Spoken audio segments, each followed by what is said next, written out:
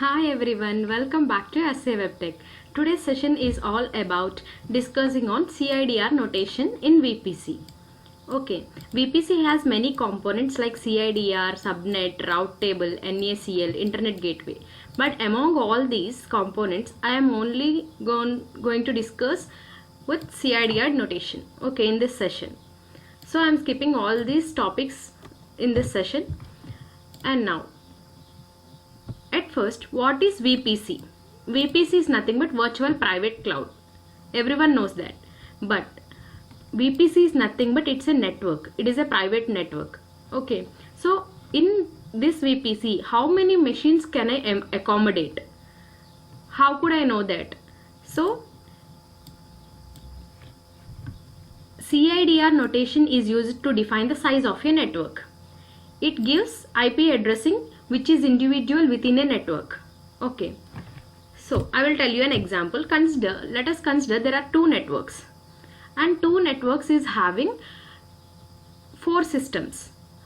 Each system is assigned with some IP address, right?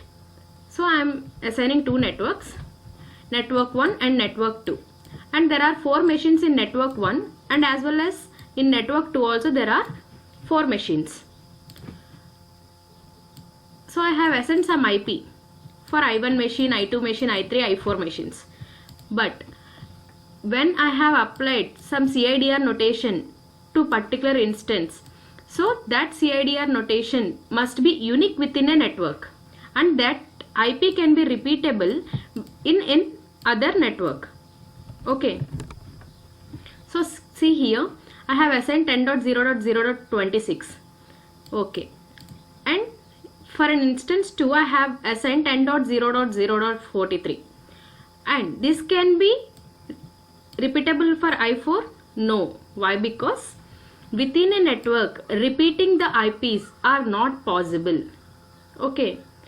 So, if I move to the network 2, I have assigned some of the IP addresses for the systems. Okay. For the instances. And now, this 10.0.0.43 is repeatable. Okay. For I8 machine. But it is not repeatable within the network. Okay, within the network, the IPs are not repeatable. Okay, remember this. And 10.0.0.26, I have assigned for I1 also. It is possible. And this is not possible. Within the same network, I2 machine and I4 machine are having same IPs. So this is not possible. I am assigning another IP like 10.0.0.3. Okay. Is it clear for you?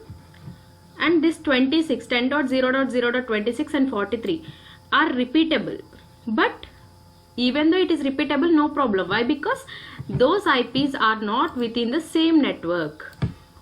Okay, it's clear? And IP address is a combination of network address plus host address.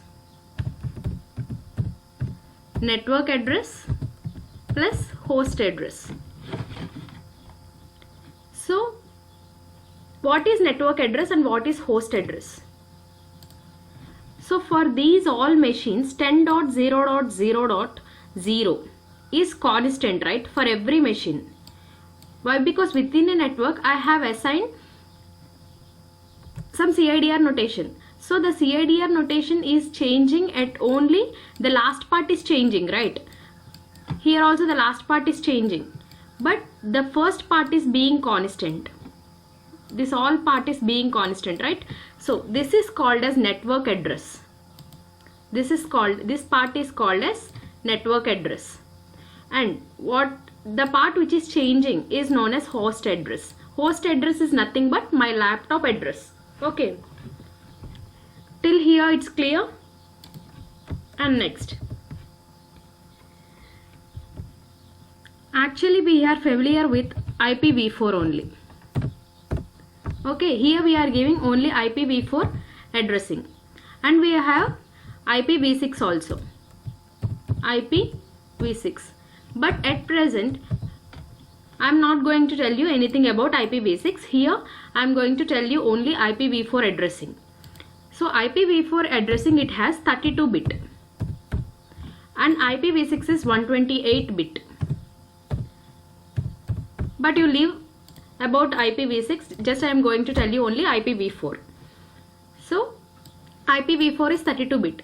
How this is becoming 32 bit, I would like to tell you. Okay, now just consider any IP I am giving here 10.0.0 or else 56 something. So this IP is divided into 4 parts, right? This is one part, this is one part, this is one part, and this is the other part. So here one IP is divided into 4 parts. Just remember, that's all. I will clearly explain you. Okay, every IP is divided into 4 parts, right?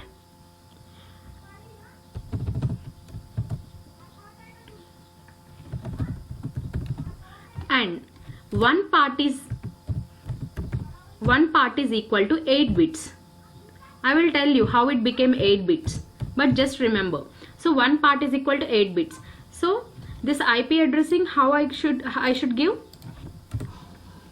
8 plus 8 plus 8 plus 8 is equal to how much? 32 bit, right? Till here it's clear for you? So now,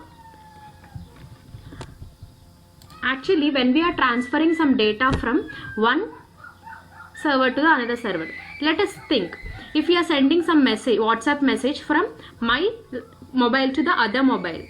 So in my mobile, just I am sending the message as 1 2 3 4, okay, from mobile 1. I am sending 1 2 3 4 message, and the same message 1 2 3 4 has to be received by whom? The mobile 2. Okay, so this message is transferring from one mobile to the another mobile. I know that this is in the form of decimal form so that I can understand, but the machine couldn't understand. Only the machine understands the language of binary form. Okay, so I would like to tell you about the binary digits. Only machine understands only binary language, so that the decimal number which we are sending, that should be converted into some binary form. So only binary digits consists of zeros and ones, right? Okay, good. And next, octal. If you consider octal, how many it consists of? 0, 1,